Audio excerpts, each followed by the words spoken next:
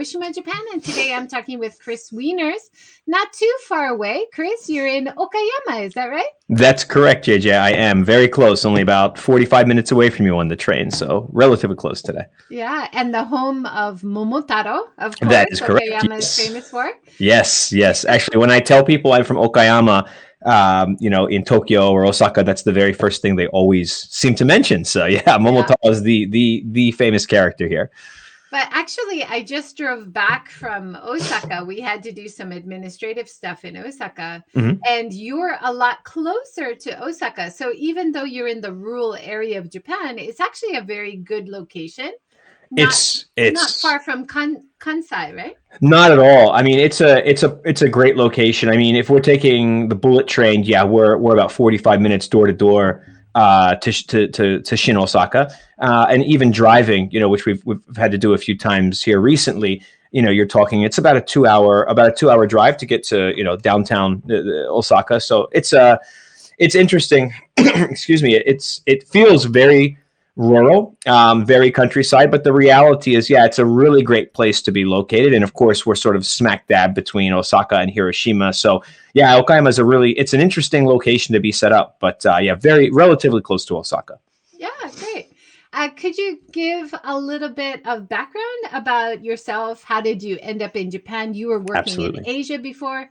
Maybe a little bit about your company? Sure. So a little bit of background on myself. I'm originally from the U.S. I grew up in Maryland, but I spent most of my adult life in Honolulu, where I was working in the hotel industry. And I was focused on basically marketing and advertising for the Asia Pacific market, primarily Japan, which is the top feeder market into Hawaii, and looking after marketing for hotels there. Back in 2007, I was able to take an opportunity to relocate from Hawaii, and I moved over to Macau with the company that I was working for. And I started to get into basically casino marketing and advertising in Macau. And I was there from 2007 for 10 years, actually. I lived in Macau, basically worked there. And then there were business and personal reasons to move to Japan. The personal was my wife and I, we decided it was time to make a change. And we made a move to Okayama, where she's originally from. And then from a business perspective, which I'll talk about a little bit today, I saw a lot of unique opportunities here in West Japan, specifically both in overseas marketing and promotion, as well as the developing casino gaming industry here, which is forthcoming. So I've been here now since 2017, and I have no plans to ever leave the beautiful countryside of Okayama. Yeah. Oh, wow. Great. So, of course, now during coronavirus, things are kind of on a pause. Yes. In terms of casinos and gambling in Japan, there was a lot of movement up until the coronavirus happened. And it seems like now everything's kind of on a pause, but probably after vaccines, maybe from next year, things will start moving forward. And from a sustainability perspective, it's interesting you came from Hawaii. I grew up in Hawaii, so it'd be great to connect to that. Okay. Yeah. Excuse me. Wow. Okay.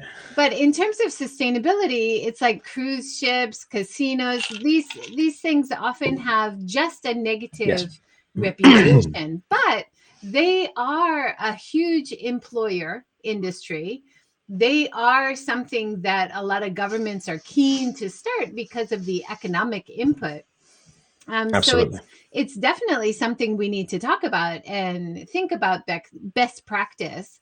And you've worked with some great companies over the years. You were working with Starwood Hotels. Yes, they correct. have a very good reputation for training their staff about looking for wastage, saving energy, doing renewable energy. You also worked with Las Vegas Sands, which has a very good reputation for ESGs, which is like a new term, environment, society, government compliance.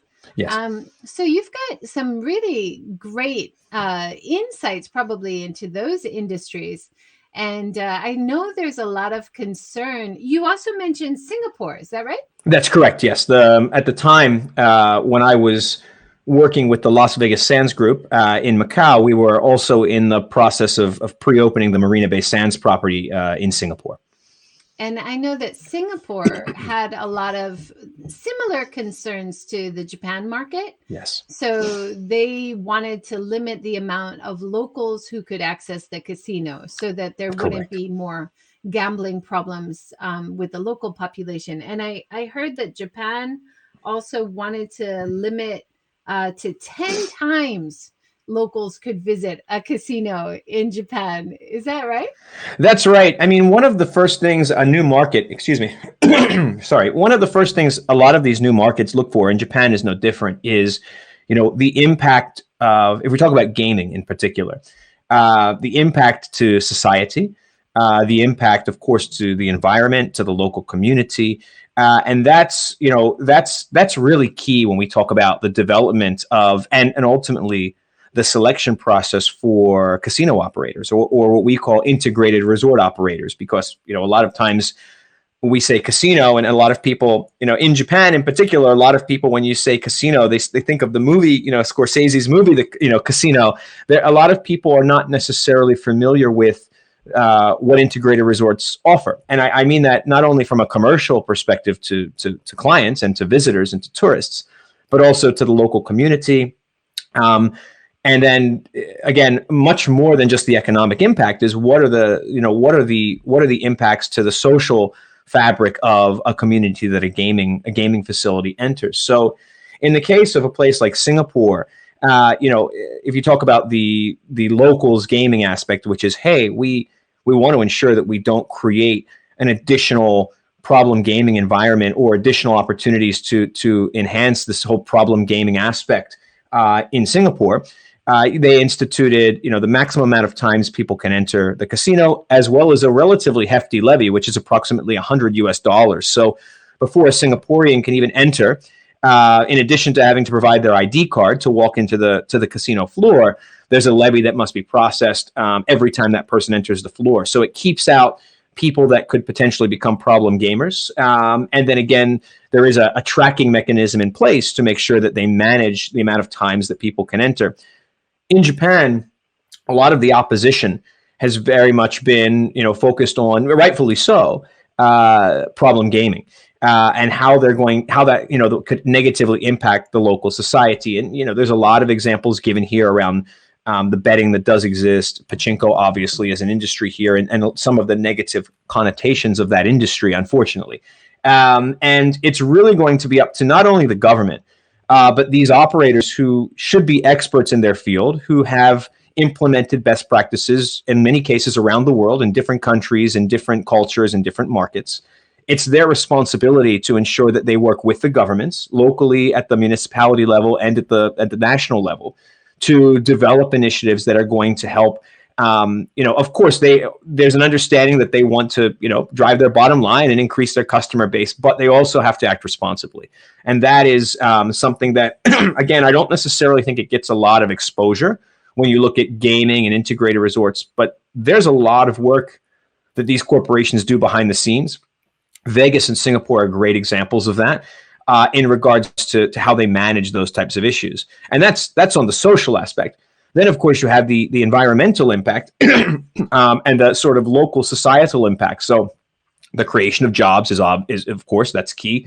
In places like Singapore and in Japan, this has been spoken about, getting more women in the workforce. So offering things like on-site childcare services, education stipends, all of these things that casino operators are able to do because of the sheer size, mass, scale, and budget of the properties. Again, that is very much behind the scenes, but is really core in terms of their values and what they try and offer to help, manage sustain the local community. And then, of course, there's the environmental aspect, which, you could look at. Every casino is going to have, this is not just the casino industry. You mentioned cruise ships, the hospitality and tourism industry at large looks at everything from, utilizing green technology, food recycling and waste management, green energy. All of these things are really core. But integrated resorts, generally speaking, especially the larger players and operators, they're under very intense scrutiny by governments in which they operate, by governments in jurisdictions of which they operate, to showcase that they're really serious about managing these sort of sustainable efforts. So, yeah, it's really important, and I think that for the operators that are trying to enter the Japan race, to potentially build an integrated resort in the country, that is going to be core for them, showcasing the efforts that they're going to take to be able to manage and develop a sustainable business within these communities. Because again, in Japan, we're not only looking at major cities, we're not only looking at places like Osaka and potentially Yokohama, but we're looking at rural communities, Wakayama, Sasebo out in Nagasaki, which is I still consider relatively rural. These are not the big cities, and they also need, they are going to need to import best practices to ensure that these developments are sustainable and that ultimately they benefit the community that they're supposed to be serving. Yeah. Let's talk about some of the best practices. I mean, on the one hand, like you mentioned before, to kind of limit the amount that locals use the casino and get social impact, such as gambling problems. I mean, we already have that with pachinko, horse racing, a bunch of different kinds of gambling in Japan, but the integrated resorts casino is kind of a new topic, right? Yes. And yes. They said they were going to limit the area to 3% of the actual space. So maybe most of it would be a hotel resort, and then just a small area, which is limited. Anybody under 18 can't enter. It's limited to locals in terms of having to pay a fee and the amount of times that they can use. So it seems like they are considering these social impact things quite seriously. There's a lot of regulation. And then, of course, 30% of the gaming tax goes to the local and national government. So yes, that's the big incentive why Japan wants to open up to casinos, right? Absolutely. I think that the approach that these casinos the model that these casinos will take will be very much a Singapore model, back to the levy aspect. So it's unlike Las Vegas or even Macau to an extent. Macau, they do check your ID when you try and walk through the floor. So if you're with kids or a family, you're unable to walk through the casino floor unless there's always roundabout ways, which, funny enough, can be annoying to some people, because the way these hotels are designed is that they make you walk through the casino floor to go to your hotel room. So if you have a family, you have to go, in an elevator up to the second floor, cross, and come down. But anyway, I think for Japan, it's going to be like entering an amusement park, in the sense that you're going to have to showcase your passport, or you're going to have to showcase your ID. And you're not going to be able to freely walk onto the casino floor. You're going to have to. There's going to be heavy limitations as to who can actually get onto that floor to play. And then, as I said, there'll be a levy for Japanese nationals who, in terms of, and a limit on how many times they'll be able to actually gamble on the floor. So I think that there is. It'll be taken quite seriously here. There's other sort of aspects which are still being drafted, and again, this is where operators versus social sustainability have to find some common ground. So, for example, there's been discussions of not having ATMs on the casino floor. So basically, it's not really possible for you to easily collect cash out. Which, again, from a sustainability perspective, it makes sense. In terms of keeping people from being able to constantly run back and grab more money. Of course, there's always ways around that, and that can create other problems, which we don't go into today. But there has to be a balance, and I think that is where the Japanese government, both at the municipality and at the national level, need to make clear what their expectations are. Because what absolutely needs to be managed is the aspect of problem gaming. I'm watching the comments here, and Hannah, absolutely. I mean, you're mentioning that, gambling can destroy lives and families. Absolutely. There's no question. This is a vice industry in that regards, in the gambling regards, that needs to be managed. And if the government is clear on its intentions and what it expects from operators from the beginning, operators, I think, will meet those goals and help manage it. Then there's the aspect of the 3% rule. So 3% of this massive space will be the casino floor. Now, what will happen is you have, again, similar to Singapore, you'll have a massive resort with entertainment, food and beverage, hotels, shows. Again, if you, in this case, if you think of retail space, if you think of Las Vegas, or you think of Singapore, where you have, the overwhelming majority of the property is actually leisure focused, or MICE, meetings and incentives and conventions focused. And the conventions business is massive. And I think that's an area, again, you could sort of branch off and talk about Japan. And unfortunately, from a convention perspective, Japan is quite limited with its ability to manage conventions, both from a hotel capacity perspective, as well as just from a floor perspective. In Tokyo, we have, I think, one or two pillarless ballrooms available. And the largest one is still, pales in comparison to what you see in other major cities around the world. So if you want to get these big international shows and incentives and events, it requires the development of these types of things. Now, there has been discussion outside of IR in places like Yokohama by, for example, the Port Authority in the development of integrated resorts without the casino element. So build everything, just don't take the casino. Of course, the argument from government, JJ, as you mentioned, is then, well, what about that?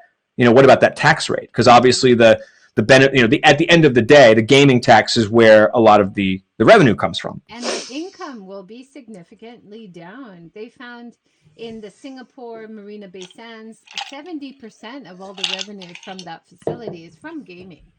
So absolutely, when you have an inbound tourism model, which is bringing in people who want to go to the casinos and gamble, that they expect, especially like for the Osaka area or Yokohama area, they're expecting 70% of the inbound visitors to that area to come for the casino.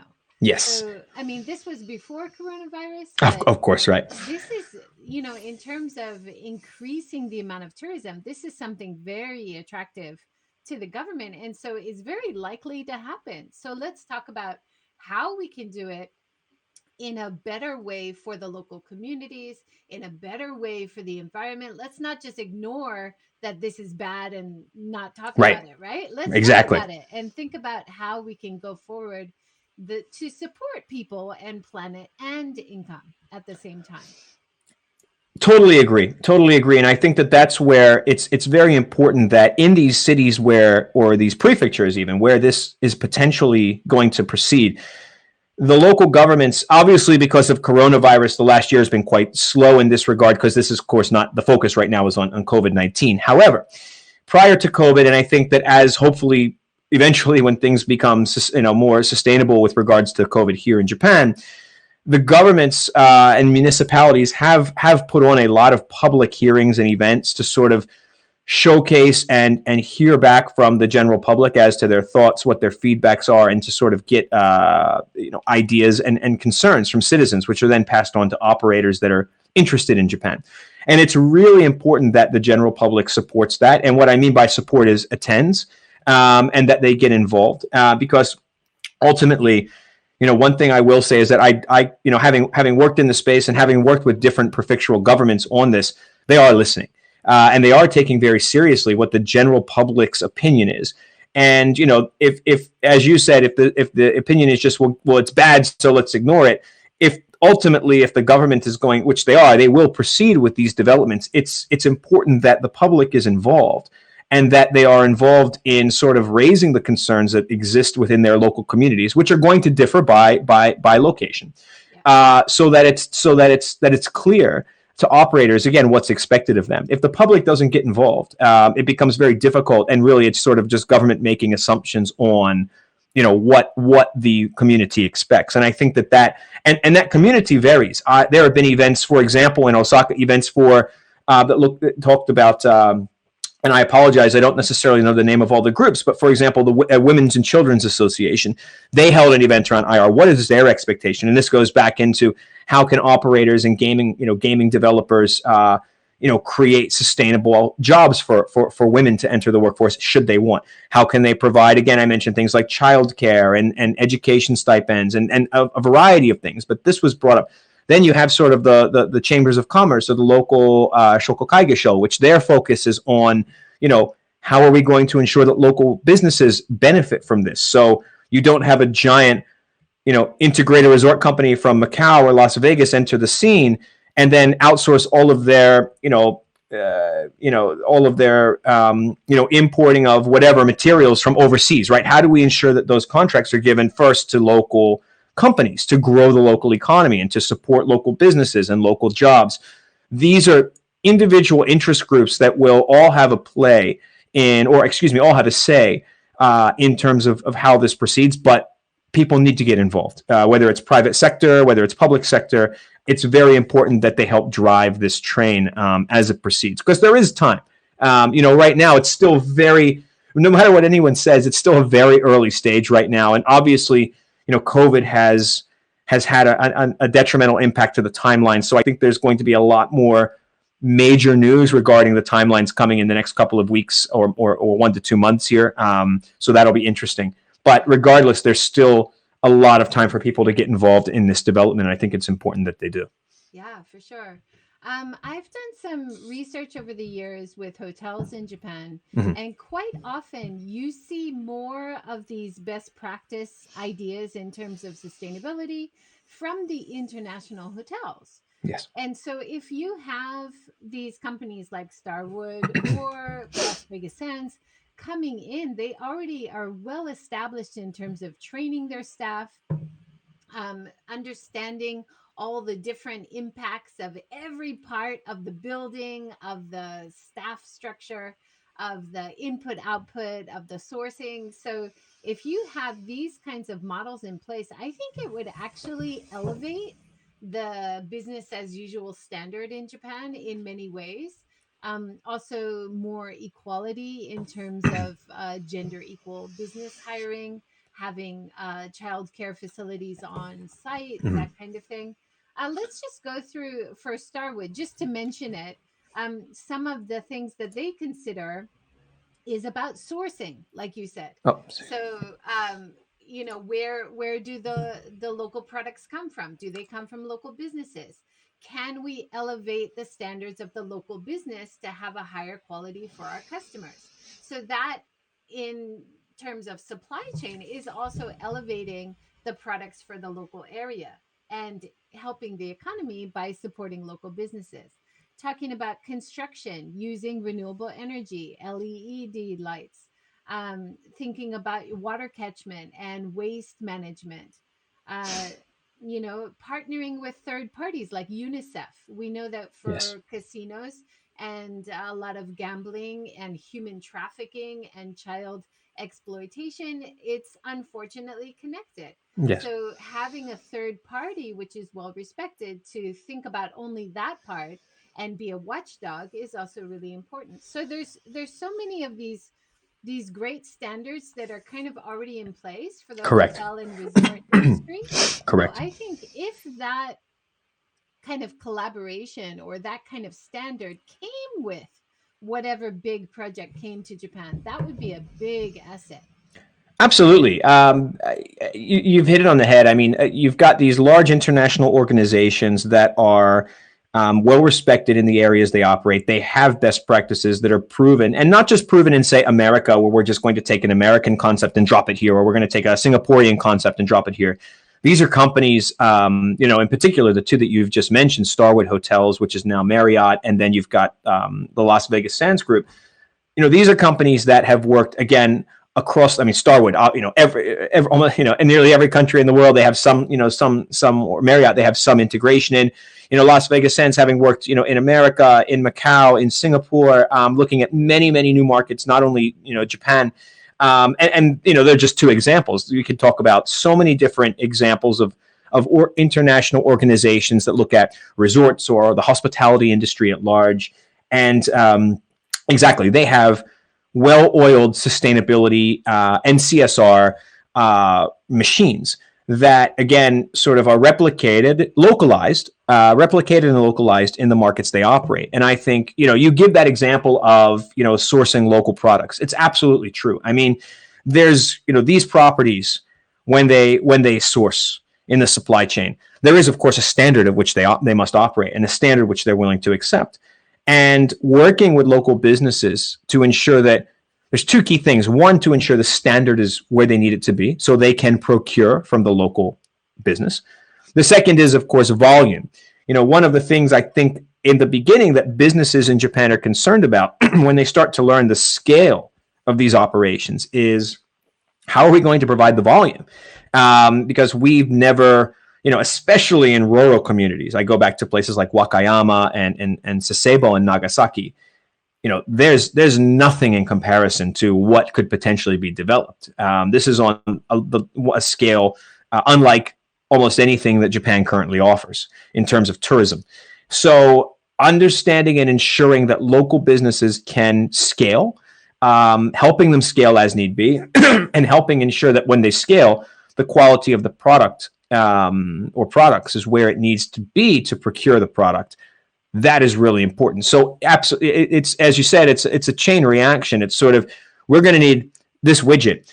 So that widget is going to become elevated, not only in terms of the quality but also the quantity, and it's going to increase, again, everything. That business now becomes successful because overnight we've gone from producing 100 widgets a day to 1,000 widgets a day. Now that's what's required, and that's across everything. That's across so many sectors. It's across agriculture. It's across everything. So it has the opportunity to really elevate the local communities in terms of the local business scene. But again, that has to be planned in advance. You can't sort of build it and then hope for the best. This all has to be done in parallel to the operational side, which is, okay, we're going to contract out and build this massive resort. There's many things that have to be done in tandem. And these large global organizations, they know that, and they're used to it, and they've done it many times. So bringing those best practices to Japan are only going to help the local economy overall at large. Yeah, and continuous assessment, accountability, having third parties overseeing things. Not leaving it completely up to one company. Correct. Having lots of collaboration. Unfortunately, it has been in the news recently because of scandals. Yes. So there have been some bribes changing hands, which have been in the news. Let's have a look at this article from Japan Times. So we've had a lawmaker who pleads not guilty over the graft scandal for casinos, but there's been a lot of negative publicity. Osaka drops its plans to open a casino resort by 2027. Localities in Japan are really concerned about casinos. The LDP plans to have tax-free casino winnings for non-resident gamblers. So you've kind of got pulls on both sides, right? Yes, absolutely. They're trying to make it as attractive as possible for international visitors, but they also are being pulled by local governments and local communities who are very concerned, rightly so, about what's going to happen once they open. So I know you don't represent any of these companies, but as a marketer, it's so important as well to be transparent and to understand all sides. So absolutely. that the marketing language is honest and reveals what is the true situation, right? Of course. And I think that, like the Akimoto bribery scandal, which was on the top of that list, this was a big deal for Japan. It's one of the things that was, I think the government had thought there were so many people that looking at this, that, this couldn't happen. And it did. And I think that, absolutely, I agree that you don't want to sweep things under the rug, either that have happened or that have the potential to happen. Because again, there's best practice probably isn't the right word, but there are definitely practices that you could look at around the world in any jurisdiction with regards to the negative aspects of gaming. Not only problem gaming, all the other obviously you mentioned corruption, all the other pieces that potentially fall into play. And I think that it's important that when we've worked with operators, for example, looking at Japan, we were very clear from a marketing perspective. We said the same thing, is that you need to be transparent with regards to here are the negatives, right? And here's how we combat the negatives, because for every negative there is a way to combat it or to try and manage that. And I think that it's important to be transparent. You don't want to pretend that the gaming, it's obvious, right? Everyone knows, you don't want to pretend the gaming industry is without any issues. There are many. And I think that it's important that you take those head on. I think that for international operators, it's easier because they've done this before. They're used to it. They know the issues and they know how to deal with them. I think, with all due respect, I think for the Japanese government, it's much more difficult. Not only from a cultural perspective, but also because this is the first time they've done this. Okay, you could compare pachinko and existing, betting industries that exist, but it's not really the same. There are crossovers for sure. Very, very different. But it's talking about totally different. Absolutely. Resort plus gambling. So many components that fill into it. Right?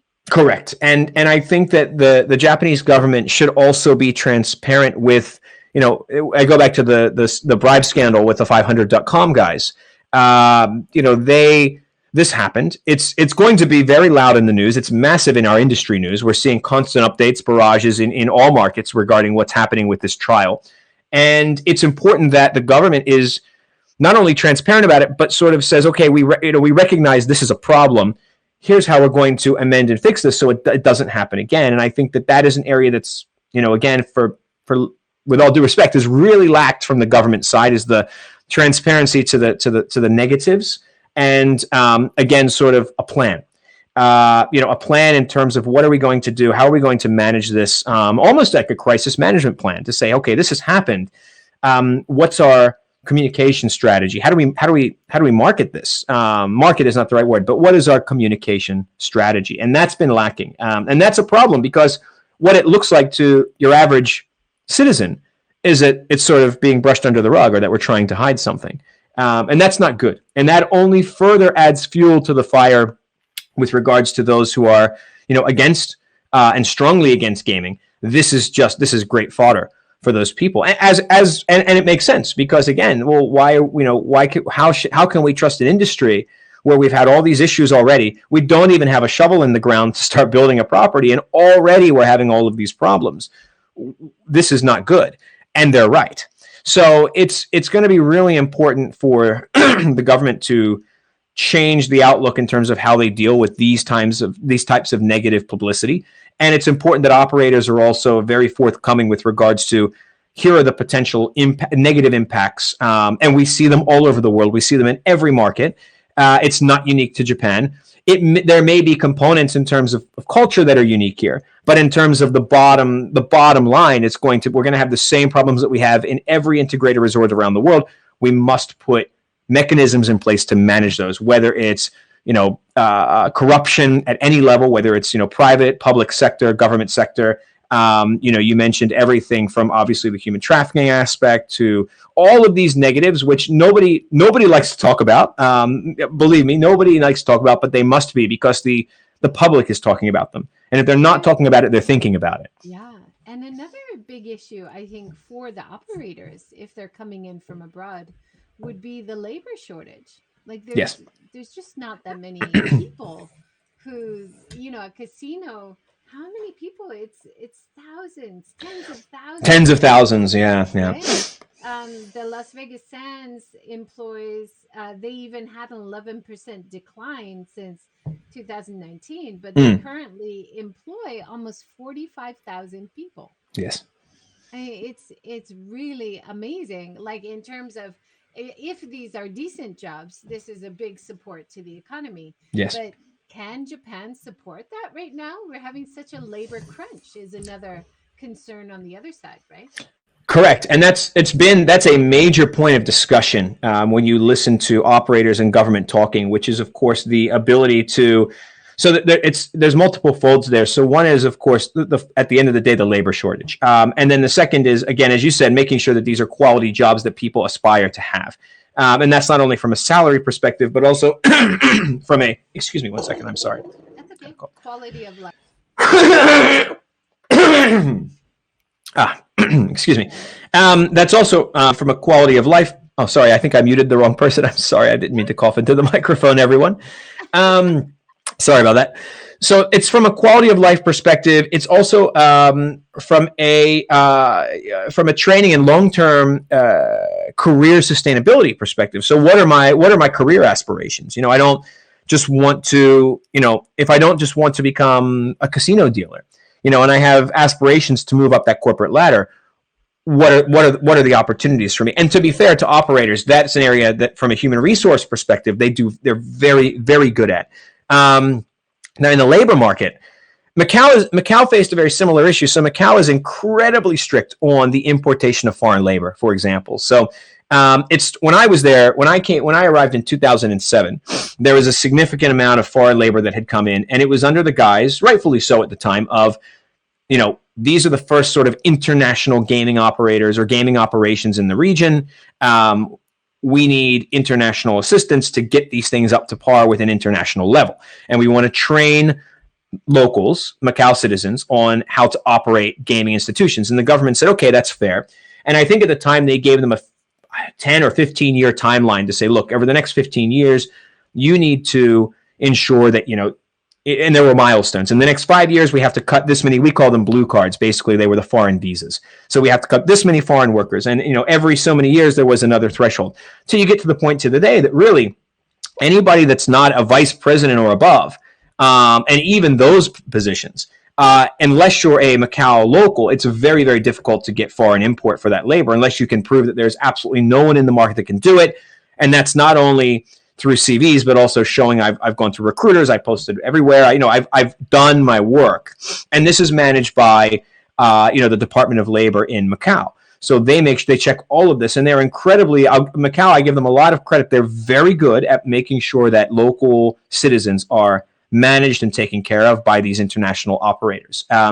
Singapore does something somewhat similar, but the labor issue in Singapore is a bit different. So in Japan, where you do have that labor shortage, it's ensuring that these are good paying, high quality jobs that have long-term career sustainability.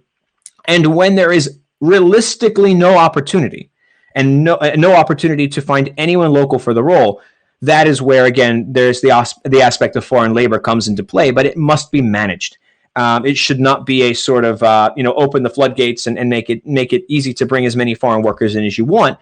I think that, again, if you look at, in this case, the Macau model, of how there was a timeline and sort of milestones in terms of the long-term prospects of how these operations will proceed with regards to human resources. That's something that, the Department of Labor here in Japan could also focus on, to ensure that, again, we're training people correctly and that there are long-term career aspects. So ultimately, 20 years from now, these operations are, operated primarily by Japanese citizens. Again, understanding that for something this large, you're going to need a level of imported foreign labor. There's no question about it. But it's how you maintain that. And again, how do you sustain that over the long term? That needs to be well thought out. That's really interesting. That's something I've seen in other aspects of sustainable businesses, especially hotels. When they go into new markets, they often do bring a lot of their own staff. But the idea is to train locals more and more, to have the Correct. number of locals working there increasing over time, like you said.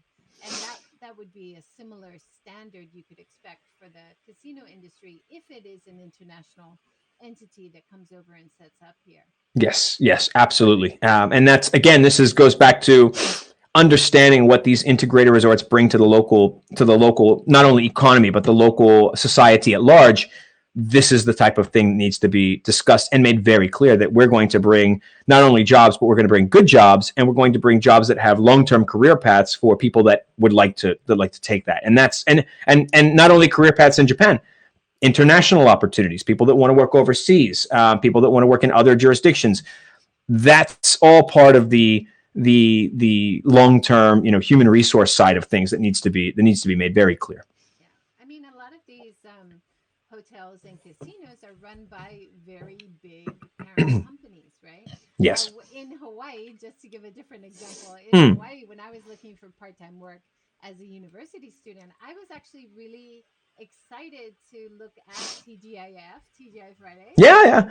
And the Spaghetti Factory, because and Hard Rock Cafe, because they had branches all over the world. And if you got a job, even a part-time job with one, you could move to London, you could move to Tokyo, and the parent company would kind of guarantee you a job if you wanted to move with advance notice or something. Of course. Yeah.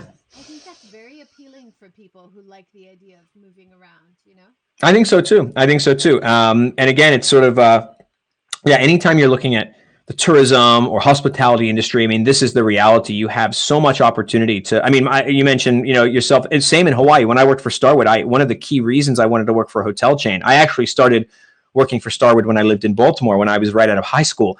And, the reason I took that job was because I wanted to go to Hawaii. And I was like, well, this is one company, in little old Bel Air, Maryland, where I grew up, that has some level of connection. And I found my way and it worked out. So having those opportunities for the people that are interested in them, absolutely key. So one of the many, many components of how these integrated resorts can benefit, the local community. But absolutely, as we said, you have to take the bull by the horns, basically, with regards to the negative societal aspects, and they have to be managed, and they have to be clearly spoken about up front. It can't be something swept under the rug, because that will just create further distrust of the industry. And like anything we talk about for sustainability, it has to be an ongoing thing. It's not just correct. It's finished. Correct. You have to talk about it again. It's constantly you're assessing. You're getting consumer feedback, you're getting staff feedback, you're getting local feedback, you're getting government feedback, you're assessing again, making new targets. It's the way it should be for almost any business. Yes, it's a never-ending process, and it's constantly being optimized. Again, you sort of go in with your initial, this is what we're going to do, this is our plan, these are our goals. Those are going to change over time. And again, you can look at any market. I think, as you said, for any business really, but especially in integrated resorts, I can tell you that what, these different integrated companies were doing 10 years ago is, in terms of sustainability and CSR, a lot of it continues today, but it's optimized. It's optimized, it's changed for the times, changed for the market, changed for the current situation. And that is something that never ends. And that's why there are, entire departments within these organizations related to CSR, related to sustainability. And they're not small departments, for lack of a better word. There's not one or two guys. There are, they're not committees. This is their full-time job, is just to manage sustainability, or just to manage the CSR of the organization. Yeah. When I researched it before coronavirus, so 2019 is the most recent data, they know that 70% of all customers looking to book travel or book hotels in travel, anything related to travel, 70% are looking for sustainable options. Yes. Now, whether they're finding them or not, right. But they're looking, and that's 70% of your market. So in terms of marketing as well, we need to be communicating what businesses are doing, which is sustainable, in a clear and transparent way, to appeal to those customers looking for it, right? Absolutely. It is the sustainable aspect, whatever the area, whether you're talking about green energy or waste management, recycling, all of that. Sustainable hotels and sustainable tourism options are really important to not only, of course, the local community, but to the consumers. We talk about Hawaii. Hawaii is all about sustainable tourism. And that's, because the other side of it you get is over tourism, right? Where you just promote, and you have a great destination. And then as a result, the local infrastructure, whatever that infrastructure is just destroyed, whether it's transportation, whether it's a place like Hawaii with, natural, a lot of natural elements, ecosystems, it gets ruined. So most destinations, and this is true, I mean, I see it I've heard it in Macau, you hear it in Singapore, you hear it in Hawaii, we've done some work in Guam. We hear Guam as well.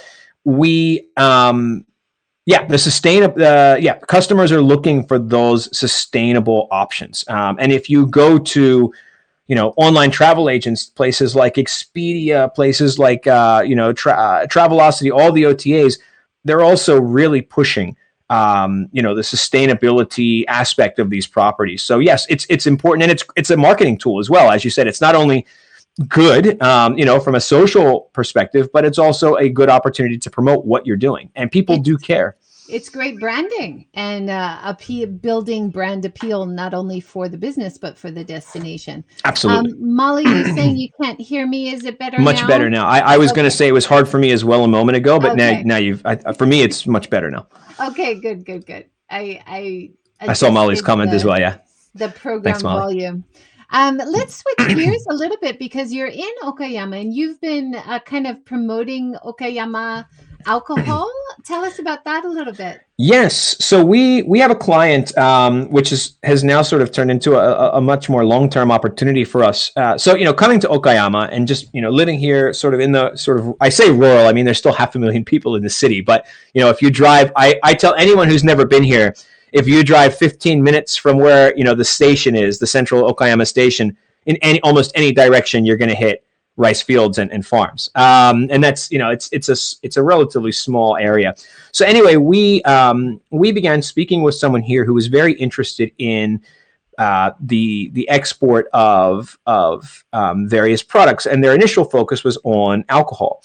And what we've done with them is we've started outreach to a variety of local makers or shuzos here in Okayama, many of which are very, very, I mean, I have a couple of photos up here that you've placed. Like some of these makers are really rural, out in the countryside, an hour outside of the city center. And they've been making whatever it is they're making, whether it's, a sake, shochu, beer, different liquor. They've been making, in some cases, for over 250 years. These family businesses have been in existence, and now it's run by the grandson or the great grandson or granddaughter of the original maker, and it's an operation that is it's crazy to walk into these places. These very old buildings. The operations are just as they were, other than modernized equipment, and there's a handful of people making these small batch brews. Again, we have everything here. With regards to different types of alcohol. So what we wanted to do was basically we have this taste of Okayama, but basically bring what Okayama does to some level of mainstream in other markets. And, going back to Macau, which is where I've spent the last 10 years prior to coming to Japan, in Macau and in China in general, there's a lot of demand for Japanese products. Food and beverage is on top of that list. So we looked at it as an opportunity to help these makers sort of grow their brands and sort of maintain their existing product lines by exporting outside of Japan. And we have several types of makers here, in the sense that there are a few. So like one of the companies we work with, Miyashita Shuzo, they make Doppo beer, which is one of Okayama's most famous beers here. You see it everywhere. It's in a lot of the grocery stores, and you can buy it around Japan. You can buy it in Tokyo, and they do export overseas. They export to Singapore, to Taiwan, to parts of the US. So they're still small, but they are the biggest small batch craft brewer in Okayama. But outside of them, the other makers that we work with are considerably smaller, and they're very small batch. A lot of them have not really exported. Some of them, another beer maker here, the one that I'm holding up, this is from Kibidote Brewery. I think the furthest they export to is like Himeji. So they really are only doing very, very local export and very, very local sales, and it's very low volume.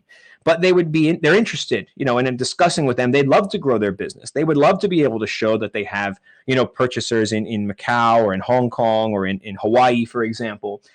They just don't have the capabilities to do the sales outreach and the marketing outreach, and that's various. It's language is one component of it, but just the time and the ability, because again, their focus is just really on getting their batches out to what they need, and that's really what they're able to maintain.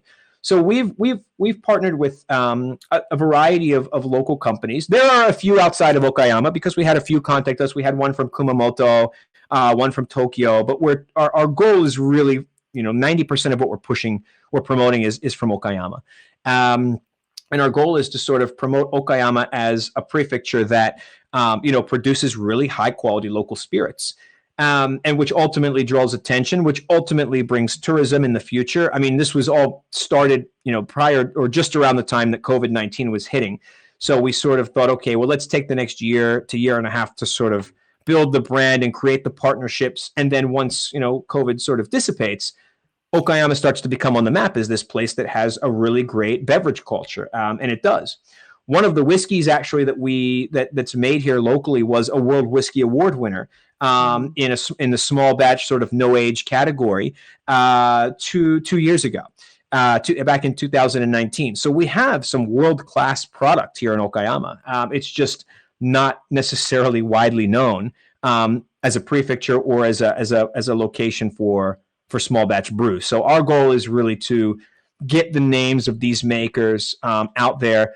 Get, again, prior to COVID, they were doing some tours. For example, some of the tour bus companies were bringing in tourists to kind of view the facilities. That's all stopped, of course, as a result of COVID. But we want to support them, and we want that to kick off again in full force once the foreign visitors start coming back. Yeah. It's funny because when I first came to Japan many years ago, the trend was imported whiskey was kind of, everybody was like, imported whiskey is the best. And recently, when I visit family or friends abroad, they always ask me to bring Japanese whiskey. And they're really like seeking out certain whiskey brands from Japan. There's been kind of a boom in the last 5-10 years, maybe.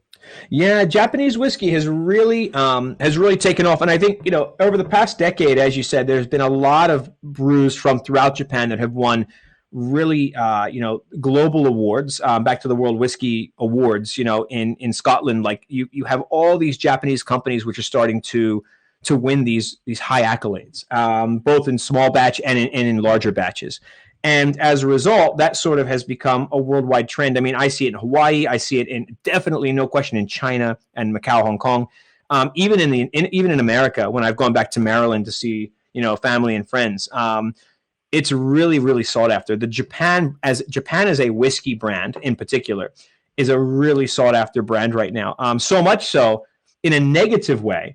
That it's actually caused a lot of brewers who are making, like one of my favorite whiskeys is Taketsuru 17, 8 years aged.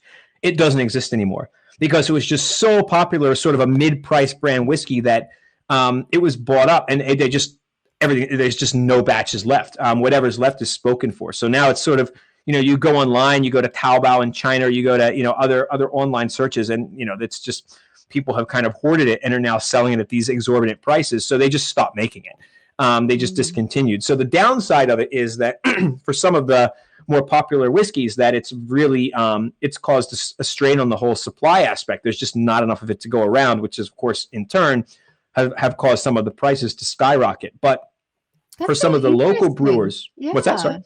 That's so interesting. When in the series, I talked to Brian Ashcraft, who wrote a book on Japanese spirits, and he was talking about whiskey. And then we've talked to Stephen Lyman about shochu, and a lot of the local industry for alcohol, sake, shochu, whiskey, and other spirits, they all support like an outside collective of like barrel makers and different kinds of traditional craftspeople who create things that the alcohol industry has to use to brew or distill different spirits. And so it's not just like one company that's making all the money. Like it made me realize how community connected and community supported a lot of the alcohol industry is in Japan. You also mentioned craft beer. Yes.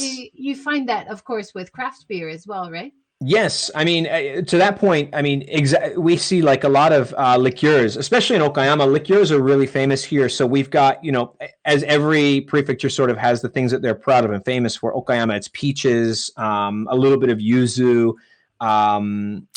what else do we have? Ume plums, of course, umeshu. So all of these, infusions that go into these drinks or this alcohol as it's made. Of course, that then rolls down to the farmers and the local agriculture, right? Who are now seeing an influx of requests from the alcohol makers. Hey, what we were doing 10 years ago, we're now doing, 5 to 6 times that in terms of the requests, as you said, from be it a barrel maker, be it agricultural institutions. And all of that is supported by this increase in demand on the beverage side. And you could look at any aspect of increased demand, food, of course, as well. But in our area of alcohol, it impacts so many different components and different industries or different industries, basically, to support the making of the alcohol. craft beer is another. I mean, the craft beer culture, globally, of course, has really exploded over the past, 10 to 20 years. It's a major thing. And it's, it comes down to, there are so many different types of craft beer that it really comes down to marketing. And I joke, like, there are craft beers which, like Hitachino, which is in northern Japan, they do what I call the owl beer. There's like an owl on the front. They've done a massive marketing campaign. I love that one. I love it. But I always joke, is it even craft beer anymore? Because they're producing they've got a bar at Tokyo Station now. They're everywhere. And they started as this small craft brewery that just really nailed marketing. And now they're this conglomerate, this giant organization. And that's what they wanted. Their goal was to grow their business, and they did an amazing job at it, and they produce a good quality product. So, for the others and look, we've seen both sides. There are, to be honest, there are a lot of local makers that we've spoken to that aren't interested, right? They're very happy with what they've got. They're not interested in it's not about growing their business, but they say what we have is sustainable, and we don't want to get to a point where we cannot sustain the demand, or that we have to sacrifice the quality. We're worried that could sink our business, and that completely respect and understand. But again, there are those that are interested in internationalizing and growing their product, but they don't necessarily have either the budget, to do it in-house, or the knowledge or the ability themselves, for a variety of reasons, to do it. So working with, Skyhopper, which is this company that was created in Okayama to allow for the promotion of these small batch brews, working with somebody like that, to basically be the bridge between the product and the buyers at the other end is really going to be beneficial to them, and just helps them with everything. I mean, the company is helping not only with sales, but logistics. To be honest, before I started helping them with this, I knew nothing about import-export. I'm a marketing guy. I wasn't a logistics person. I have learned over the past, 6 months to a year, more about logistics, specifically out of Japan, than I ever thought I would know. And it's fascinating. It's really interesting. And I understand why for some of these smaller companies that are family run and operated, it can be incredibly complicated. What's required to do international logistics with forwarders and licensing requirements and the tax aspects and managing bonded warehouses and all these things that are they're not overly complicated, but there are just so many things that need to be done if you want to export this. And that's on this side. Then you've got to manage the other side, which is, depending on the country you're importing to, of course, can be incredibly complicated. Countries like America, where it's quite difficult to do. Yeah. Macau, luckily, is a relatively easy country to import into. But anyway, for a lot of these family businesses, it's more work than it's worth, to do it themselves. So working with them to help grow and expand their brands and their business, which ultimately helps grow and expands the Okayama destination brand, is what we're trying to achieve. And Japan in general. Of course, Japan in general, across the board. I'm always impressed by how well sake is known and accepted and branded abroad. And it seems leaps and bounds ahead of the other alcohols. Yes. Maybe Japanese whiskey is kind of getting there as well. But shochu, when I was talking to Stephen Lyman, like, most shochu is made and sold and drank only in Japan, kind of exclusively. Yes. And then Japan craft beers, relatively unknown abroad. Yes. So there seems to be a lot of potential for this market. Is that what you're seeing? I absolutely agree. You mentioned shochu. It's funny. We literally had a tasting in Macau a week ago, and we had sent over, different bottles of whiskey and, vodka, gin, all made here locally, and shochu. And, they had shown me a photo just the other day where they sort of lined the bottles up by the quality and what they liked versus what they didn't. And all the shochu was at the very end. And they're like, look, their issue was they don't, and for Greater China, they're like, we just don't know shochu. Like, it's just not in our culture. We don't know if it's good, if it's not good, is it quality, if it's not, the taste is an acquired taste, I think, because it's not something that's regularly drank in that market. So, and that's China, which is a pretty relatively, culturally comparison. It's much easier to sell something to China maybe than it is to say America. So yeah, I agree. The shochu culture, unfortunately, has not really picked up outside of Japan. I think it's an opportunity. Again, it's a matter of training is not the right word. Educating or showcasing to people what shochu is, how it can be used. Because remember, shochu by itself is one thing, but then we have, liqueur, which is shochu plus yuzu, shochu plus ume, shochu plus whatever, which completely changes the taste.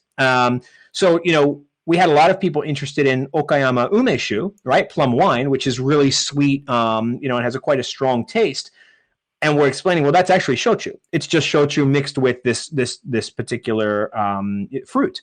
So it's the education, it's the showcasing of what shochu is all about. Look, craft beer, you're absolutely right. Craft beer, there's a massive opportunity there. It's just a matter of branding and getting that word out. It's not been something, I think, because it's such a competitive market, because every country from America to Australia to Hong Kong, they have their own local craft brews that they work very hard to promote. Craft brew can be much harder to get into the market just because of the competition and the budgets that are required, to really budget and the sales and marketing that's required to get it in there as sort of a mainstream brand. And for a lot of small batch breweries, it's just not reasonable. Hitachino was just one that really, I think, did everything right. They had the right sales channels. They had the right marketing. They did a lot of events and things in Hong Kong and Macau I can speak to because I saw them. So I think that they've been very fortunate, but it's doable. But definitely shochu and craft beer. There's so much opportunity in the West, or I should say in any other market to promote it. And again, going back to shochu in particular, like the umeshu aspect, it's a sweet drink. It's, all of these shochu mixed, fruit liqueurs are very, very sweet. And in some markets like America, where sweet is, people really can appreciate the taste of sweeter drinks. I think that it would be massive if it became mainstream, but it's an education process that's got to take place. And I think that is a massive opportunity for Japan's alcohol industry at large in the long term. Yeah, great. Well, thank you so much, Chris. We talked about two big topics in a short time. Thank you so much. Thank you so much for sharing your insights and your passion for helping these local businesses and also marketing for possibly huge new inbound business to Japan. Yes. So it's nice to know that there's people like you helping with the communication side, because that's so important in terms of sustainability and keeping things transparent and accountable. Yes. Yeah, absolutely. No, I agree. And no, I thank you very much for having me. It was a pleasure to be able to talk. And I hope that those that are watching learn to, we're able to have a few takeaways from it. Two very, very totally different topics, but two that I'm incredibly passionate about. So JJ, I appreciate you giving me some time this morning to talk and share my thoughts. That's wonderful. Thank you so much. And keep up the good work. Thank you so much, JJ. And thank you to everyone who joined and watched in. I appreciate it. Thank you, everybody, for watching and your comments and questions today. And that's it for this week. Next week, we're starting again from Monday. So I'll put the schedule up sometime soon. Take care, everyone. Have a great weekend. Thank you, everyone. Take care. Have a good weekend. Thank you. Bye-bye. Bye.